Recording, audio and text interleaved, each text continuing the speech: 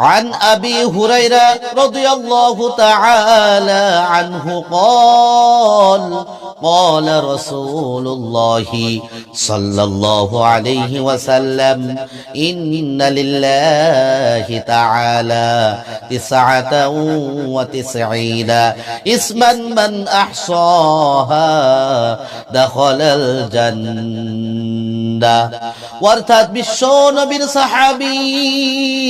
হযরতে আবু হুরায়রা রাদিয়াল্লাহু তাআলা আনহু থেকে হাদিসটি বর্ণিত। তিনি বলেন,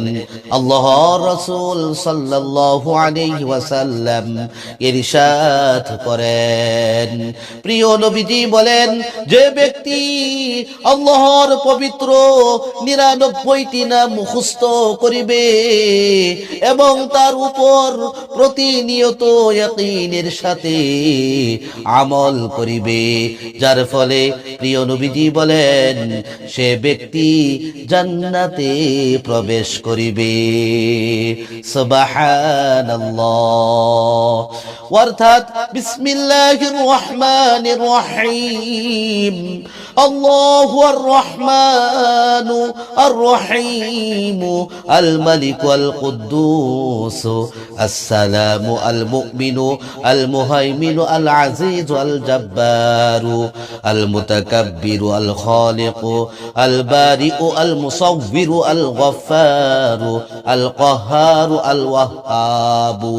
আর রাজ্জাকু আল ফাত্তাহু আল আলীমু আল কাবিদু আল বাসিতু আল খাফিদু আর রাফিউ আল মুইজ্জু আল মুযিল্লু as-sami'u al-basiru al-hakamu al-'adalu al-latifu al-khabiru al-halimu al-'azimu al-ghafuru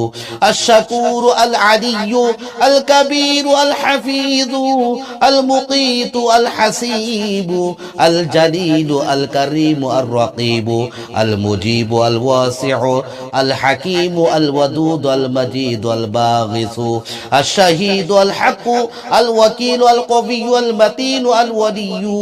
الحميد المحصي المبدئ المعيد المحيي المميت الحي القيوم الواجد الماجد الواحد الأحد الصمد القادر المقتدر المقدم المؤخر الأول الآخر